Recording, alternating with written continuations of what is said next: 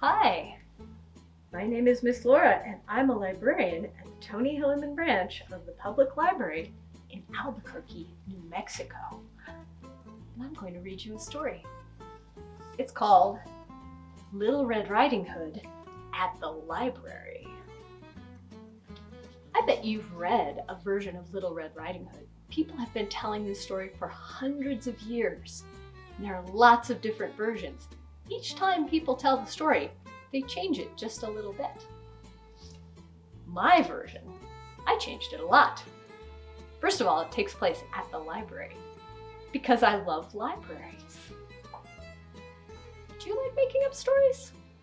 I do. I hope you like this story because I wrote it for you. Little Red Riding Hood at the library. Once upon a time, Red Riding Hood doll lived on a shelf at the library.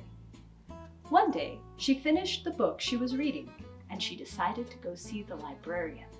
The librarian always suggested the best books. "I'm going to visit the librarian," said Red. "That's a long way," said Duck.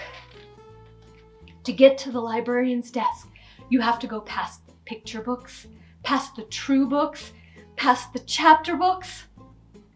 "Don't worry," said Red. "I know the way."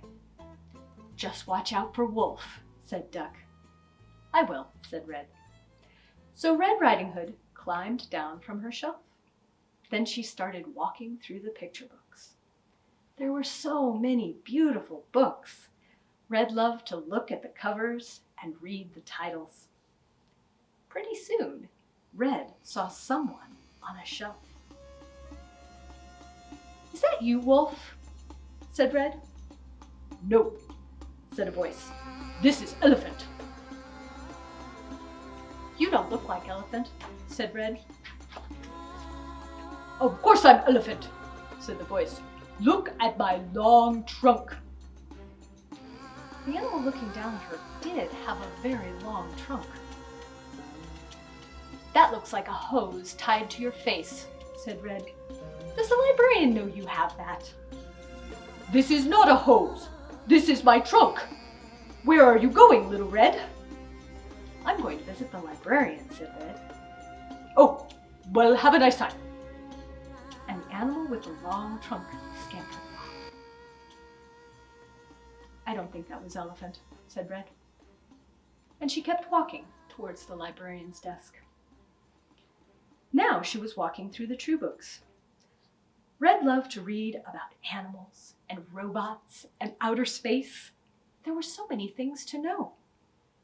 Then Red saw someone on another shelf. "Is that you, Wolf?" said Red. "No," said the voice. "This is Rabbit." "You don't look like Rabbit," said Red. "Of course I'm Rabbit," said the voice. "Look at my long ears." The animal looking down at her did have very long ears. "Those look like the librarian's craft supplies," said Red. "Does she know you used those?" "These are not craft supplies. These are my ears. Why are you going to visit the librarian?" "Because I just finished reading a wonderful book," said Red, "and I want her to recommend another book to read." "Oh, well, have a nice time." And the animal with the long ears scampered off. "I don't think that was Rabbit," said Red. And she kept walking towards the librarian's desk. Now she was walking through the chapter books. It always took Red a long time to walk through the chapter books because they all looked so interesting. She stopped to look at one that sounded exciting, and she didn't see someone scamper past her. That someone took some books and made a path away from the librarian's desk. It is a well-known fact that librarians do not like to see books lying on the ground.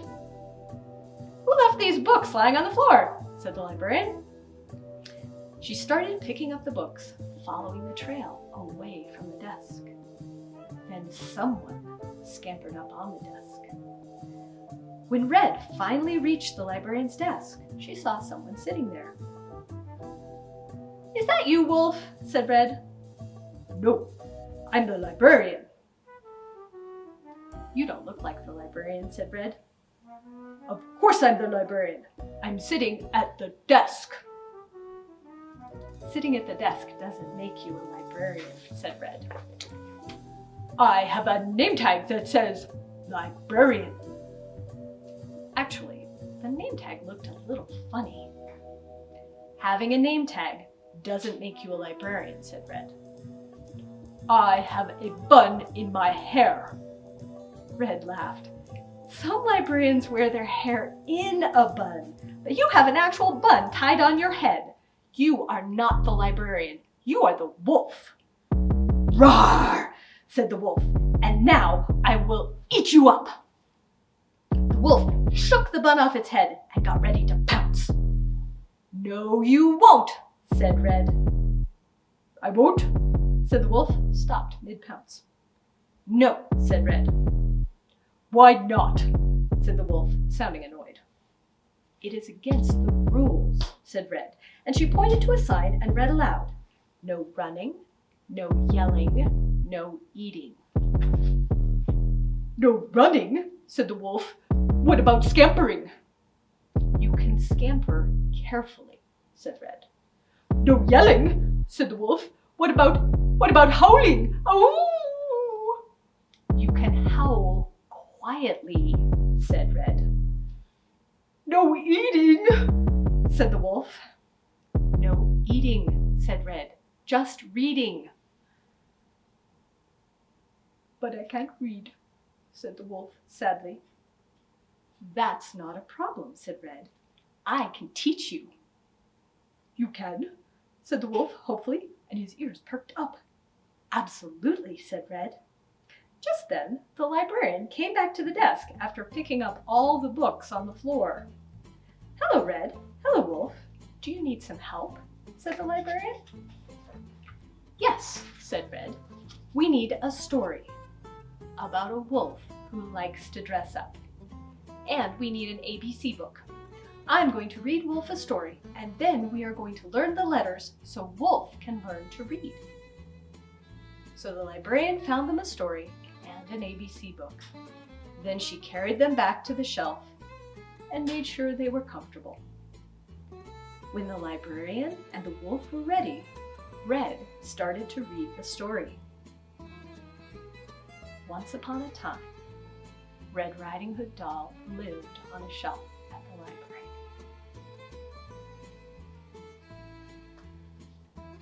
I hope you liked that story.